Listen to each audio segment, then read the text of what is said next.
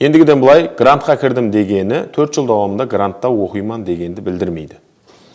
Себебі хабарыңыз болса керек, грант һәм контрактларды бөлістіру тәртібі бойынша қарар қабылданды. Яғни бұл зат өткен жылы бар еді.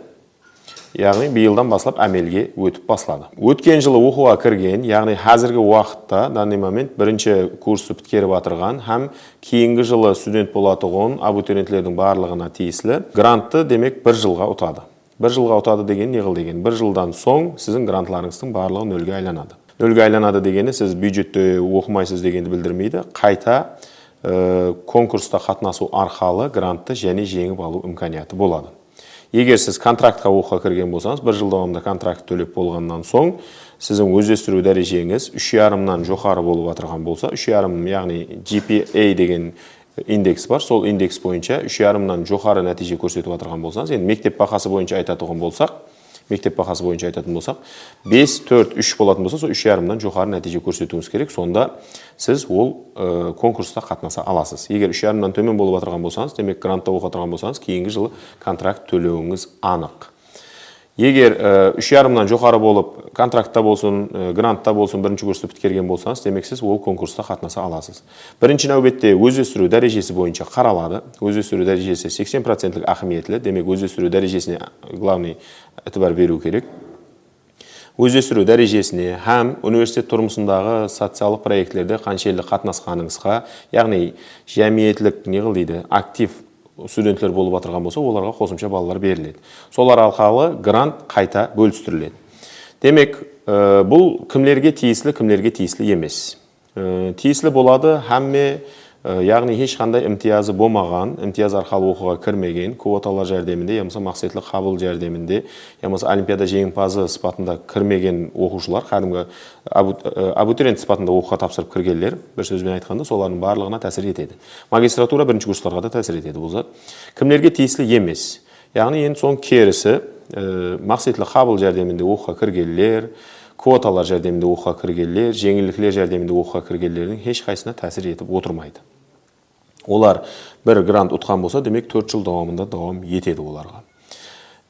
Енді бұның ақыбетлері қандай көріністе болуы мүмкін? Ақыбетлері, енді жеке өзімнің пікірім білдіріп өтетін болсам, ақыбетлері менімше қысқа мүддеттің ішінде сәл наразылықтар келтіріп шығаруы мүмкін, бірақ ұзақ мүддеттің ішінде бәрібір жақсы тарапқа қарап өзгереді деп ойлаймын.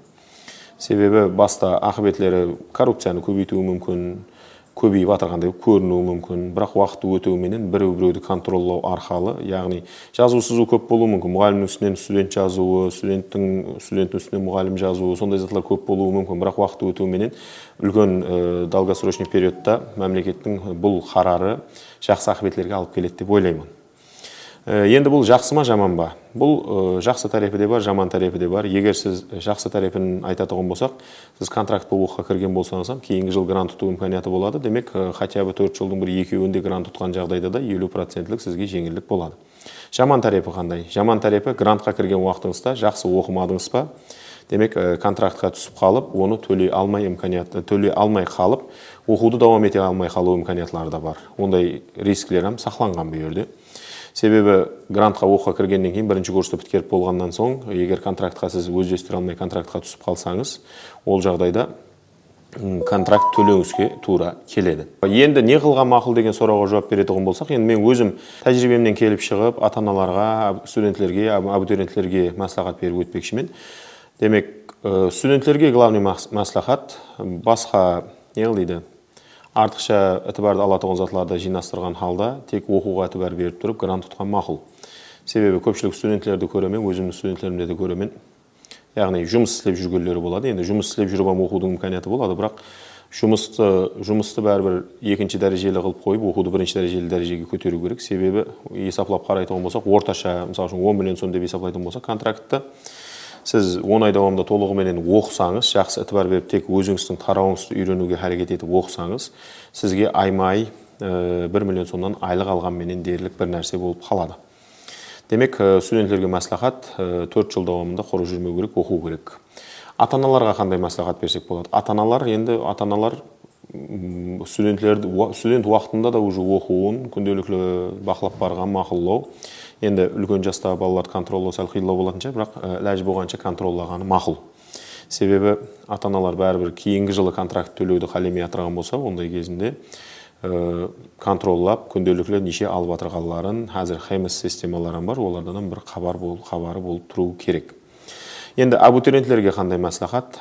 Абитуриенттерге һәм ата-аналарға қосып бірге мәслихат беретін болсам, демек абитуриенттер бірінші болып танылып атырған кезде сіздің грант ұтуыңыз ол кейінгі жылам грант екенлігіңізді білдірмейді, түсінген болсаңыз. Демек, сіз ләжі барынша жоғарырақ қанегелікті танылғаныңыз мақұл. Дұрыс, һәмме грантта оқысы келеді, бірақ жоғарырақ қанегелікке контракт болсаңыз, сізде кейінгі жылы имканият болады. Сол қанегеліктің өзіне бюджетке өту имканияты болады. Жақсылап тырыссаңыз, әрекет етсеңіз. Себебі сіз қазір тек грантты ойлап тұрып, бірінші курстың грантын ойлап тұрып, төменірек қанегелікті танылап қойсаңыз, ертең сіз өкінуіңіз мүмкін, себебі қанегелікті екінші курсқа келген кезде өзгертудің ләжі болмайды. Бірақ контрактты бюджетке өткерудің имканияты сізде сақланып қалады. Сол себеплі бір жыл давамында контракт төлеуге қиналмай, яқшы бір жыл төлеуге разыман, бірақ бір жыл және әрекет етемен, сол өзімнің теңлеслерімнен және жоғарылау нәтиже қылып, грант аламан деген абитуриентлерде, яғни бір сөзбен айтқанда оны біздер деп айтамыз, жүрегінде оты бар болған абитуриенттерге сол нәрсені айтамыз. Контракт болсаңам бірінші курста, демек жоғарырақ жерге асыла бер, жоғарырақ жерге кіруге әрекет ет, жоғарырақ қанегелік танылауға әрекет ете бер. Себебі сенде 3 жыл давамында бәрібір имканиятлар болады грант ұтуға.